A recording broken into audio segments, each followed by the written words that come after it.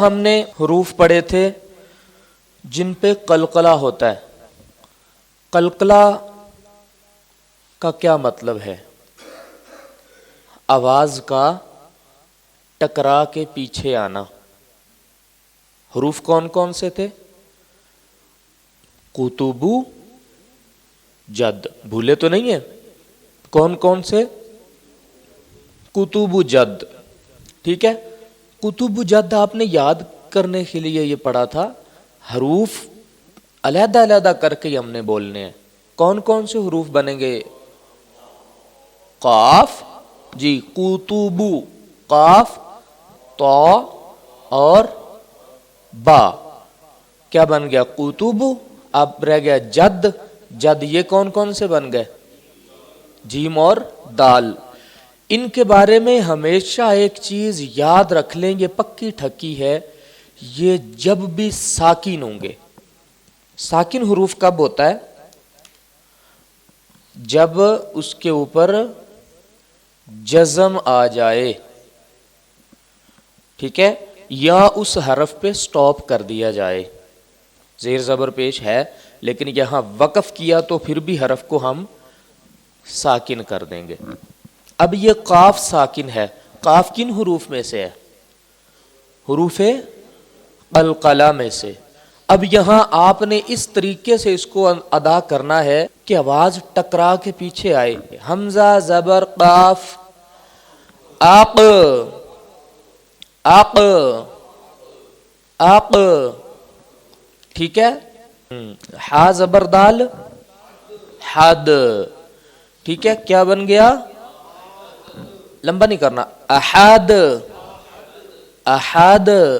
اگر یہاں پہ احد تو قلقلہ ادا نہیں ہوتا۔ احد جیسے بال دیوار میں مارے نا تو ٹکرا کے ایک آواز پیدا ہوتی ہے، اسے کہا جاتا ہے قلقلہ۔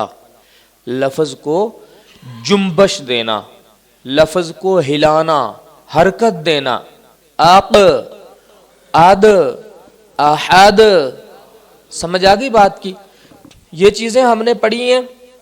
حروف قلقلہ پڑھے، حروف مستعلیہ پڑھے، اور میم اور نون جب ان پہ غنہ ہوگا، ٹھیک ہے، وہ پڑھا۔ اور میں نے کچھ اور حروف پڑھائے تھے آپ کو،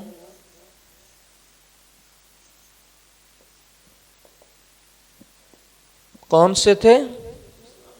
مستعلیہ۔ یہ کون سے حروف ہوتے ہیں؟ قلقلہ تو وہ ہیں جن کی آواز ہٹ کے پیچھے آئے، جنہیں ہلایا جائے۔ حروف مدہ کتنے ہیں؟ 3۔ حروف لین کتنے ہیں؟ 2۔ اور مستعلیہ کتنے ہیں؟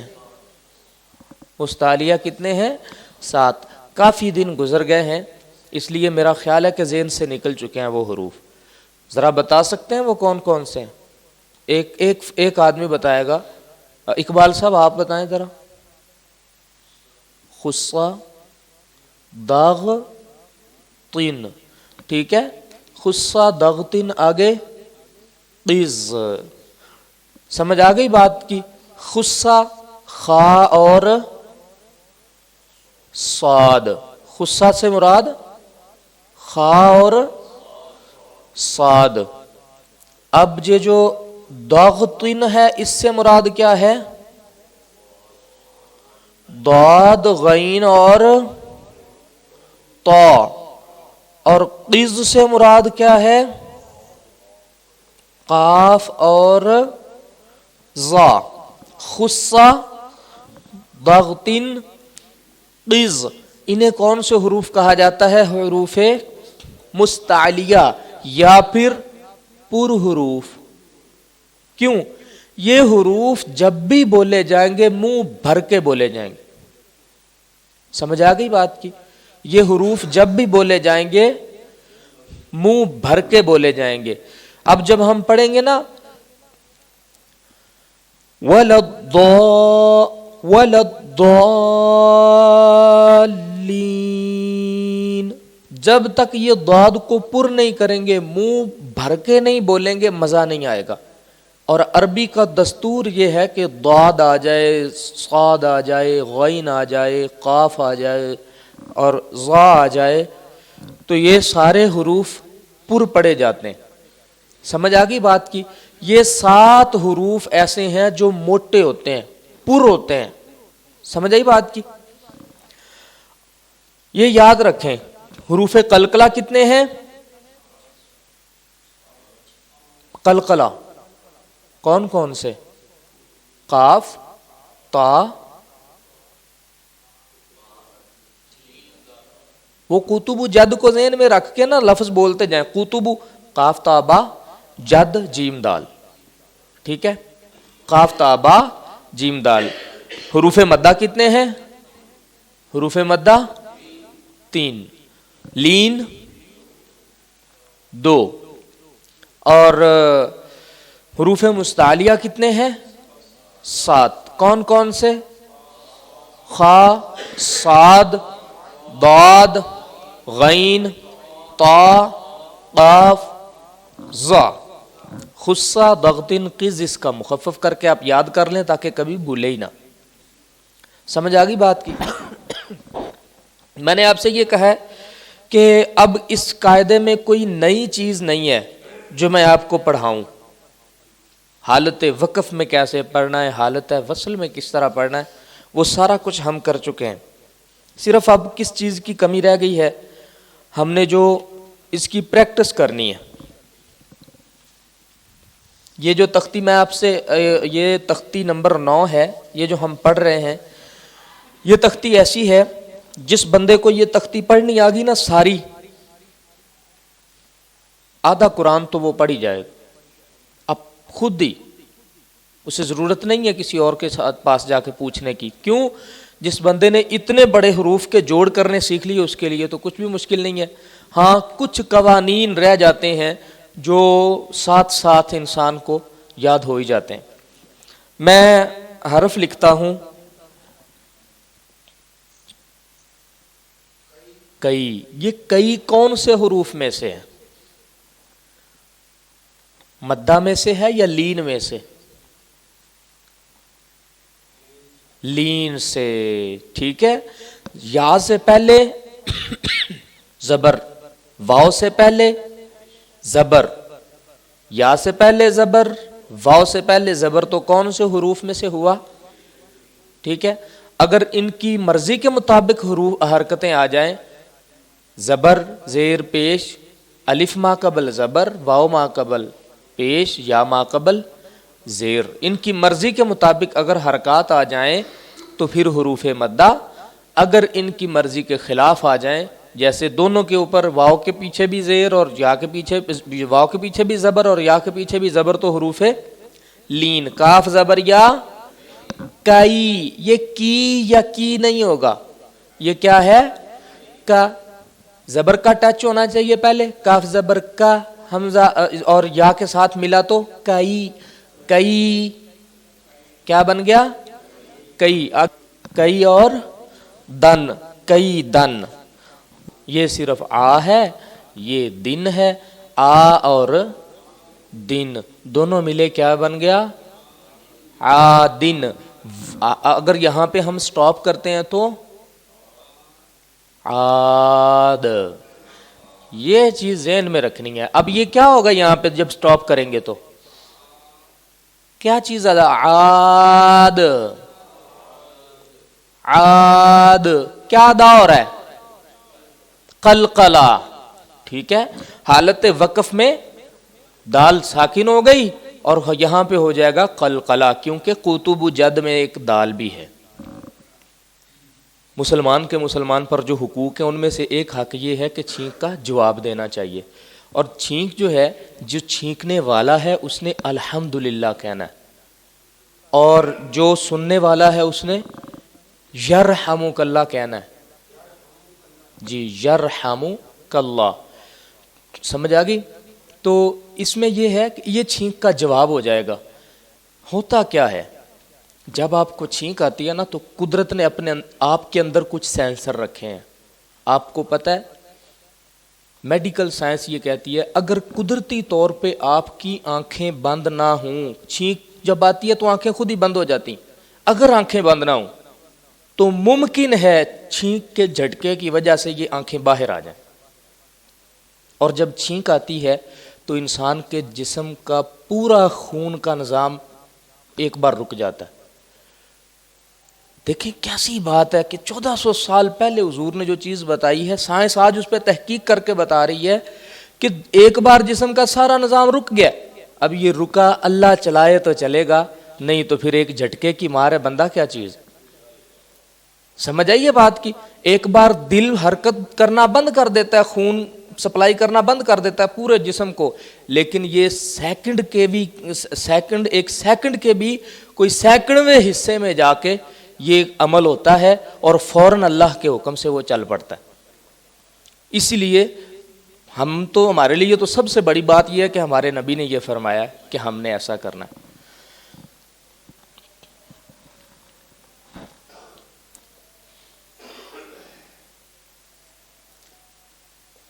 عباس صاحب،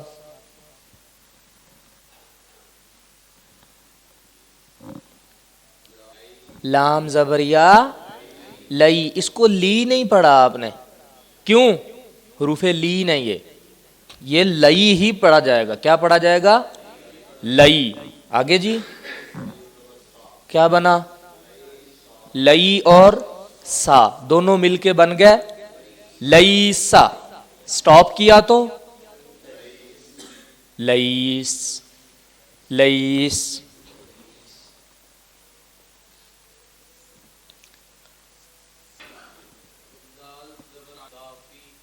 دافی قن، اقبال صاحب سٹاپ کریں گے تو حرف پہ زیادتی ہو گئی، کون سے حروف میں سے ہے یہ؟ قلقلہ، ذرا بولیں جھٹکے سے، دافق، سمجھ نہیں آئی؟ فق، قلقلہ ہے نا، حرف کو ہٹ کے پیچھے آنا ہے۔ یہ تجوید کے اصول ہیں، جب تک آپ یہاں اپلائی نہیں کریں گے، سارا قرآن بھی پڑھ جائیں، 2 سال کا کورس کر کے ڈگری بھی لے لیں، تجوید کے اصول کا پتہ نہیں چلے گا آپ کو۔ بہت سارے ائمہ ایسے ہیں جب ہم جا کے ان کے پیچھے نمازیں پڑھتے ہیں نا تو پھر ہم مجبور ہو جاتے ہیں، یار ان سے پوچھیں تو صحیح کچھ پڑھا لکھا بھی ہے یا ایسے ہی جماعت کروانے آ گئے؟ جی میں نے حفظ کیا، پھر اس کے بعد میں نے 2 سال قرات کا کورس کیا، اس کے بعد میں نے ٹیسٹ کیا، میرے یہ سند میرے پاس موجود ہیں۔ سند لینا کمال نہیں ہے، کتنا استعمال کیا آپ نے اس کو وہ پتہ چلتا ہے جب آپ مصلی پہ جا کے کھڑے ہوتے ہیں۔ جب یہاں استعمال کرنا آ جائے گا نا آپ کو قرات تجوید، تو پھر وہاں آپ کے لیے کوئی مشکل نہیں ہے۔ یہاں سے سٹارٹ کرنا ہے، ساتھ ساتھ چلنا ہے، پریکٹیکل کرنا ہے۔ پھر ایک بندے کے پاس صرف ڈگری ہوگی، ایک بندے کے پاس ہنر ہوگا، مانگ پھر ڈگری والے کی نہیں ہوگی، ہنر والے کی ہوگی، جب کوئی دیکھنے والا دیکھے۔ ٹھیک ہے، اسی طرح میں ایک حرف لکھ رہا ہوں، بٹ صاحب آپ یہ پڑھ کے دکھائیں گے مجھے، عین زبر الف آ، بازر بی، کیا بنا؟ آ اور بی، آ بی۔ جی آگے جی، حالت وقف میں عابد، کیوں؟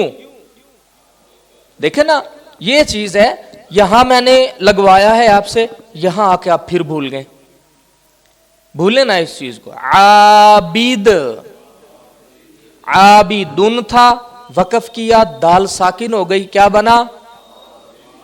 عابد۔ ٹھیک ہے، اس حساب سے جس طرح یہ آج ہم نے پڑھی ہے، قلقلہ، مستعلیہ، مدہ، لین، سب چیزوں کا خیال کر کے یہ تختی کلیئر کر جائیں۔ جس دن یہ تختی آپ کو ایسے انگلیوں پر آئے گی نا سارے حروف، میں گارنٹی دیتا ہوں قرآن پاک کا پڑھنا آپ کے لیے مشکل نہیں ہے۔ کیا وہاں پہ الحمد کو جوڑنا ہے آپ نے، کیا مشکل ہے آپ کے لیے؟ کوئی مشکل نہیں ہے۔ عالمین زیر زبریں اوپر لگی ہوئی ہیں، کیسے جوڑا گیا ہے؟ کوئی مشکل نہیں ہے آپ کے لیے۔ ایاکا، بالکل بھی مشکل نہیں ہے، نعبدو بالکل مشکل نہیں ہے.